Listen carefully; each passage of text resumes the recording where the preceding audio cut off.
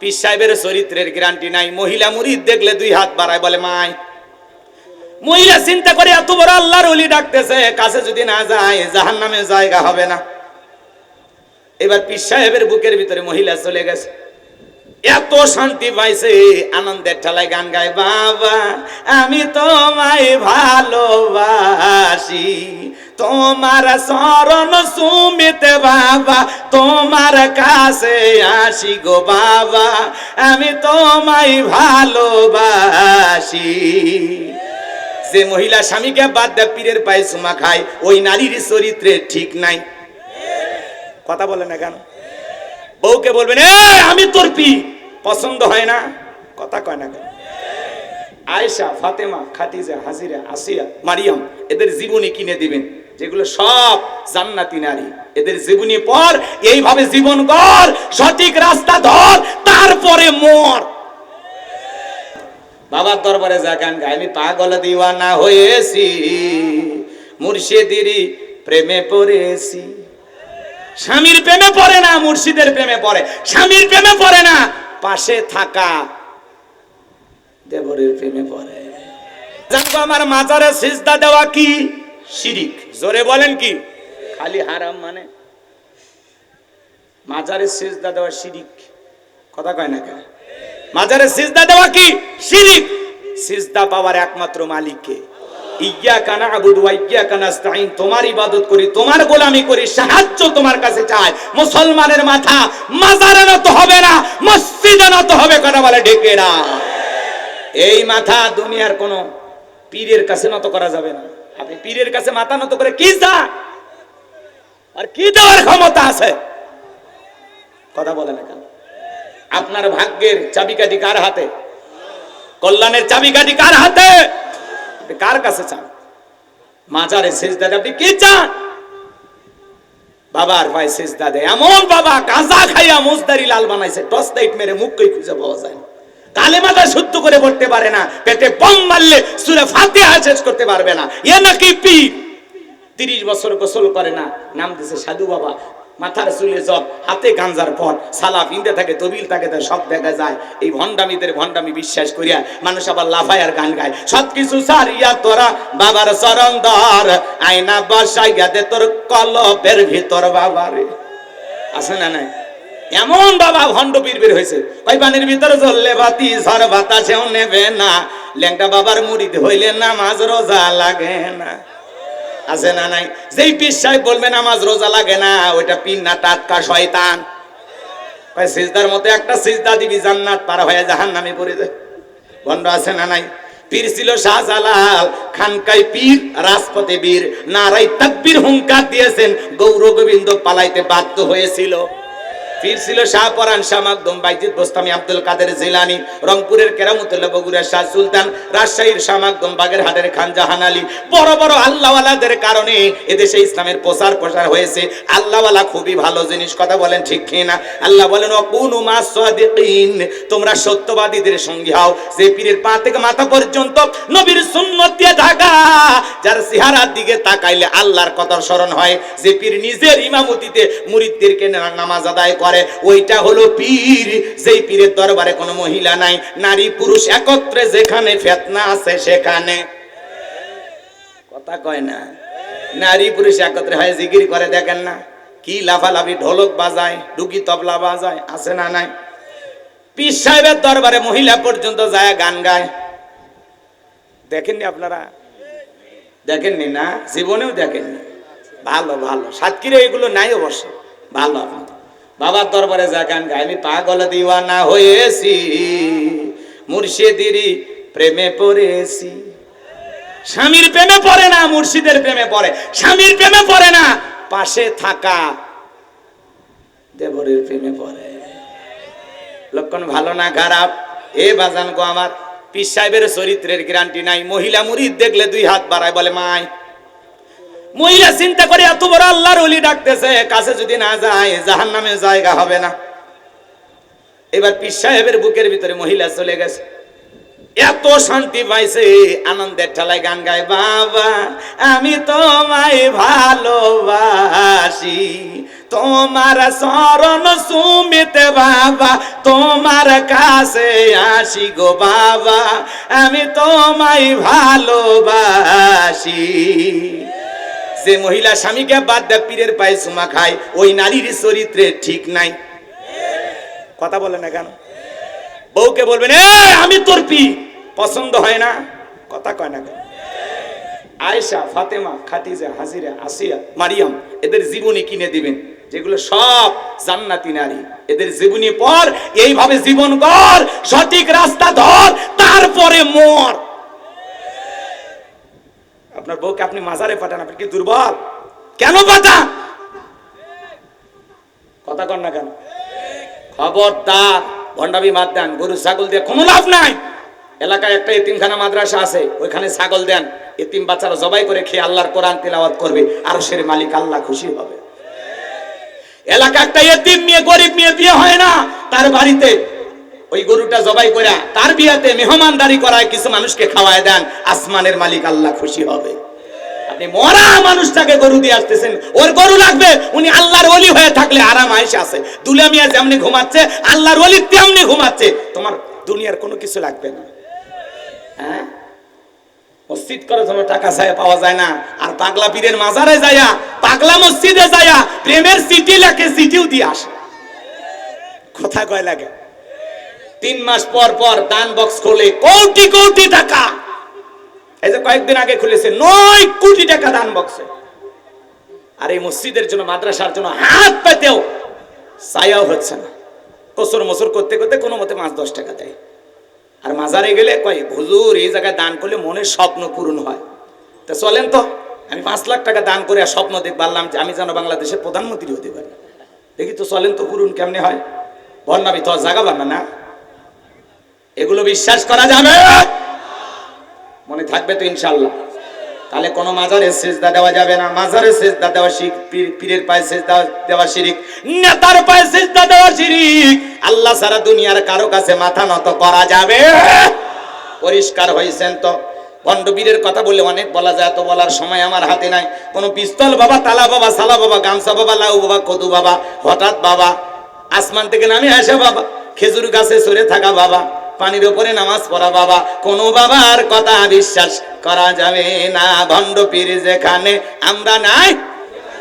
মনে থাকবে তো ইনশাআল্লাহ? এই বাজান গো আমার, এরপরে ট্রাকের পেছনে সেরা স্যান্ডেল ঝুলানো কেন? কয় দুর্ঘটনা থেকে বাঁচার জন্য। বলেন তো, দুর্ঘটনা থেকে বাঁচানোর মালিক কে?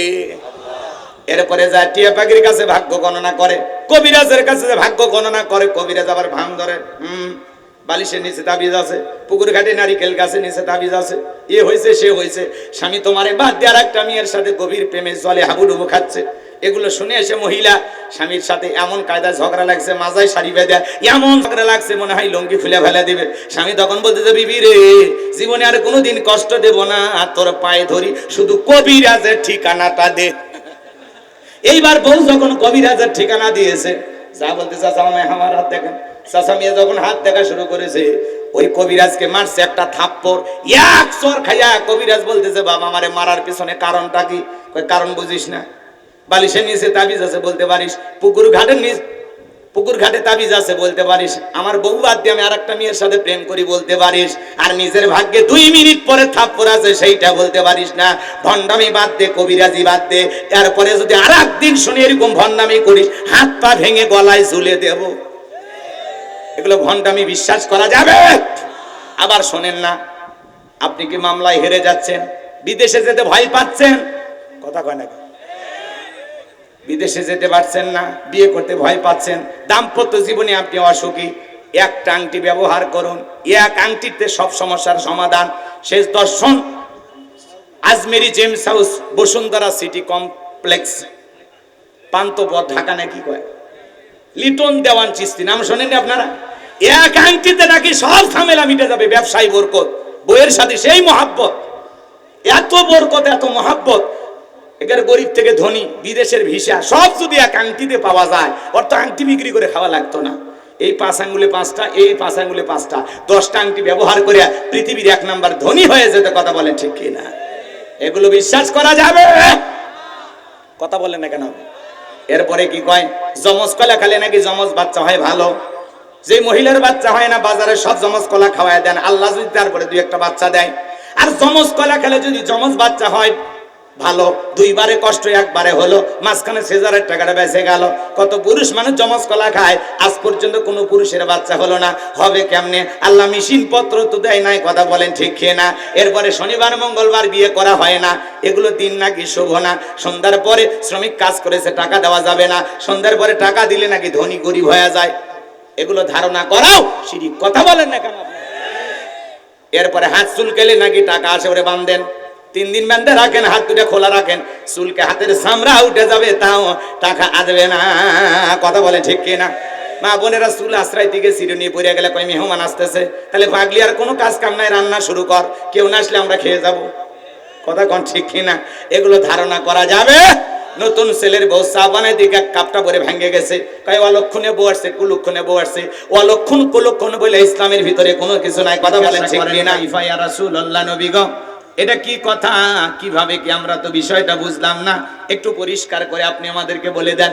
বিশ্বনবী তখন থেকে বলেন, আমার সাহাবীরা শোনো, এক দেশে এক জালেম বাদশা ছিল।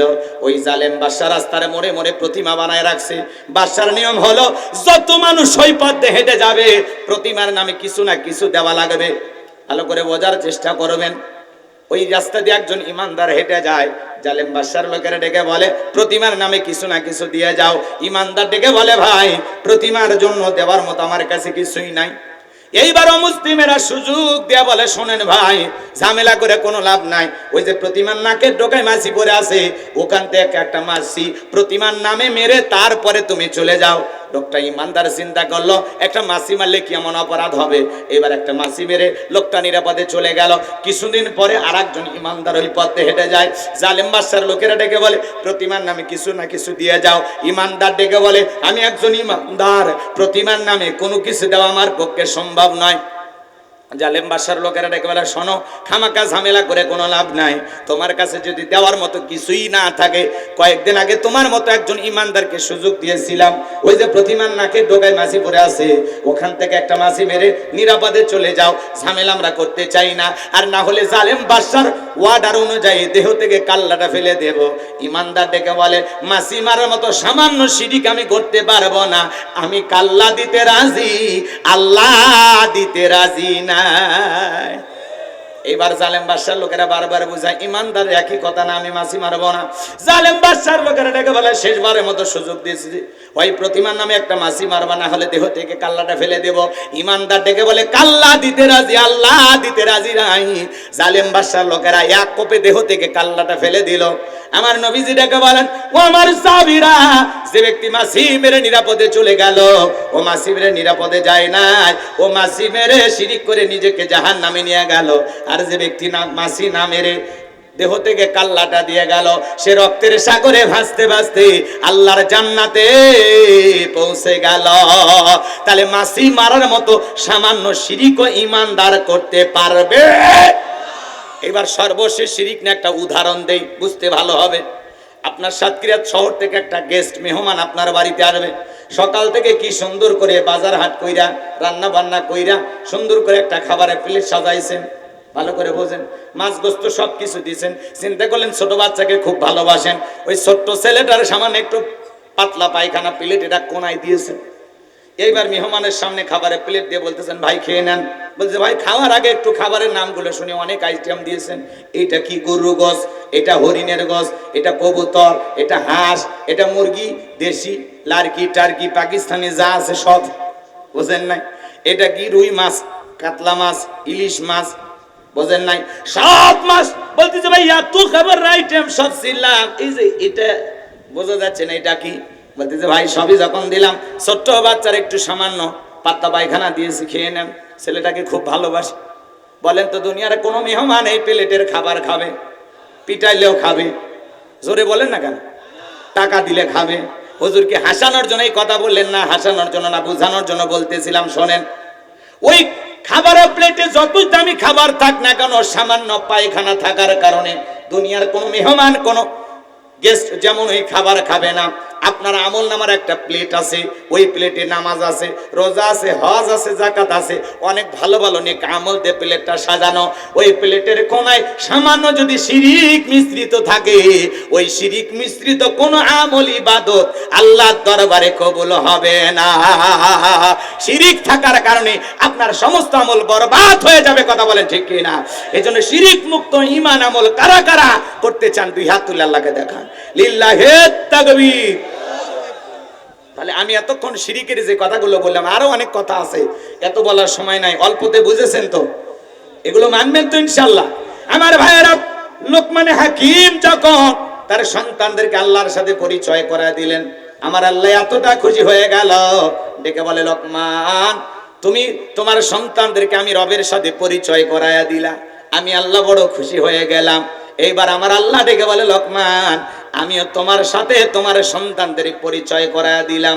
আমার আল্লাহ রাব্বুল আলামিন বলেন, ওয়াসাইনাল ইনসানা বিওয়ালিদাইহি হামালাতুহু উম্মুহু ওয়াহানান আলা ওয়াহানি ওয়া ফিসালুহু ফি আমাইনি আনিশকুরলি ওয়া লিওয়ালিদাইক ইলাইয়াল মাসির। আমার আল্লাহ রাব্বুল আলামিন বলেন, আমি তো মানুষকে নির্দেশ দিলাম তারা যেন মাতা পিতার সাথে সদাচরণ করে, উত্তম ব্যবহার করে, কারণ তার মা কষ্টের পর কষ্ট সহ্য করে সন্তানটাকে গর্ভধারণ করেছে, 2-2.5 বছর বুকের দুধ পান করাইছে। সুতরাং আমার প্রতি মাতা পিতার প্রতি তোমরা কৃতজ্ঞ হও, তোমরা সবাই তুমি আল্লাহর দিকে প্রত্যাবর্তন করবা। তাহলে এই জায়গায় পিতা মাতার খেদমতের কথা বলেছেন কে? যদি পিতা মাতার খেদমতের কথা শুনে রাগ করেন তাহলে বলার কিছু নাই। আজকে সমাজে পিতা মাতার খেদমতের কথা বলতে গেলে অনেকে মন খারাপ করে। দুঃখের বিষয় হলে সত্য, আজকে বাজানগো আমি একটা ভিডিও দেখে অবাক হয়ে গেলাম। একটা বৃদ্ধ বাবা বসে আছে, ছেলেটা রাগান্বিত হইয়া বাবাকে যায় চর ঘুষি থাপ্পড় মারতে মারতে বুকে লাথি মারলো, বাবার মুখে এত ঘুষি মেরেছে, বাবার নাক বুকে ঘুষি মেরেছে, বাবার শরীর দিয়ে রক্ত বের হয়ে যাচ্ছে। দুইজন মানুষ যায় ছেলেটাকে থামাইলো, আল্লাহর গোলাম তারপরেও থামে না, বাবাকে মারে, বাবাকে লাথি মেরেছে, ঘুষি মেরেছে। এ বাজান গো আমার, ভারতের এই যুবক বাবাকে লাথি মারতে মারতে ঘুষি মারতে মারতে এমন পিটান পিটাইছে, ছেলের অপমান লাথি আঘাত মার বাবা সহ্য করতে না পেরে বাবা স্ট্রোক করে মারা গেছে। আমার ভাইয়েরা, যে সন্তানেরা বাবার উপর আঘাত করতে পারে, মারতে পারে, এরা সন্তান নামের কুলাঙ্গার। এমন সন্তান যেন আল্লাহ আমাদেরকে দান না করে। কথা বলেন ঠিক কি না? যে সন্তান পিতা মাতার সম্মান মর্যাদা বোঝে না, এমন সন্তান পাওয়ার চাইতে নিঃসন্তান থাকা ভালো। কথা বলেন ঠিক কি না? আল্লাহ যদি নেককার দিনদার সন্তান দেয় তাহলে আল্লাহর কাছে চাইতে হবে, রব্বি হাবলি মিনাস সালিহিন, আল্লাহ আমাকে একটা সৎপুত্র দাও, নেককার সন্তান দান করো। আল্লাহর কাছে নেককার সন্তানের জন্য দোয়া মোনাজাত করবেন। বাজান গো আমার, এই জন্য বাবাকে এত আঘাত করেছে, বাবাকে এত লাথি মেরেছে, ঘুষি মেরেছে, রক্তাক্ত হয়ে বাবা ওই দুনিয়ার জমিন থেকে বিদায় হয়ে গেছে। ভারতের এই যুবককে নিয়ে প্রশাসনের লোকেরা এই ভিডিওটা দেখার পরে যুবককে গ্রেফতার করেছে। এখন বাবা মারা গেছে, যুবককে ধৈর্য আর কি লাভ? এই জন্য পারিবারিক শিক্ষায় সন্তানদেরকে মানুষের মতো মানুষ বানাইতে চাইলে ছোটবেলায় মাদ্রাসায় পড়াবেন। যে সন্তান মাদ্রাসায় পড়বে সে কোনোদিন পিতা মাতার সাথে খারাপ ব্যবহার করবে না। কথা বলেন ঠিক কি না? এই জন্য আল্লাহ রাব্বুল আলামিন বলেন, আমি আল্লাহ মানুষকে নির্দেশ দিয়েছি তারা যেন মাতা পিতার সাথে সদাচরণ করে, ভালো ব্যবহার করে, কারণ তার মা কষ্টের পর কষ্ট সহ্য করে সন্তানটাকে গর্ভধারণ করেছে, 2-2.5 বছর বুকের দুধ পান করাইছে। একটা মা কতটা কষ্ট করে, মায়ের গর্ভে যখন সন্তান আসে 3-4 মাস মা খাইতে পারে না, মার বমি বমি হয়, রুচি নষ্ট হয়ে যায়। 6-7 মাস যখন আস্তে আস্তে সন্তানটা পেটের মধ্যে বড় হয়, নাড়াচাড়া করে। এবার যান ডাক্তারি গবেষণায় বলা হয়েছে, মায়ের গর্ভে আমি যেই জায়গাটাতে ছিলাম এই জায়গাটা মাত্র 10 ইঞ্চি। সন্তান যখন 7-8 মাস বয়স হয়ে যায়, সন্তানের পা গুলো যখন বড় হয়ে যায়, মায়ের কলিজার সাথে সন্তানের পা গুলো আল্লাহ পাক সেট করে দেয়। যে সন্তান সব চাইতে মায়ের পেটে কম নাড়াচাড়া করে, ওই সন্তান মায়ের গর্ভে থাকা অবস্থায় 4,500 বার মায়ের কলিজায় লাথি মারে। আমার ভাইয়েরা, 9-10 মাস যখন হয়ে যায়, মার পেটটা যখন অনেক বড় হয়ে যায়, মা ঘুমাইতে পারে না, রাত্রি জাগায় কাটায় দেয়, ডান কাত বাম কাত হইতে পারে না, মার চিনচিন করে ব্যথা হয়। যে মা সন্তান পেটের ভিতরে নিয়ে রাতের বেলায় ঘুমাইতে পারে না, সারা রাত জায়গা নফল নামাজ পড়লে যে সব হয়, মায়ের আমল নামায় আমার আল্লাহ সেই সব লিখে দেয়। ও সাতক্ষীরার বাবাজিরা, যুবক ভাইরা, গভীর মনোযোগ দিয়ে কথাগুলো শুনে যাও। সন্তান ডেলিভারির সময় যখন নিকটবর্তী হয়ে যায়, গভীর নিশীথে মা বাবার দুটা পা জড়াইয়া কান্দে। মায়ের চোখের পানি যখন বাবার পাকে স্পর্শ করে, বাবা ঘুম থেকে জাগ্রত হয়ে ডেকে বলে, বিবি এত রাতের বেলায় কেন তুমি কান্না করো, কি হয়েছে তোমার? ডেকে বলে, স্বামী, কত মহিলা সন্তান জন্ম দিতে গিয়ে মারা যায়, আমি যদি মারা যাই আমারে তুমি মাফ করে দিও গো।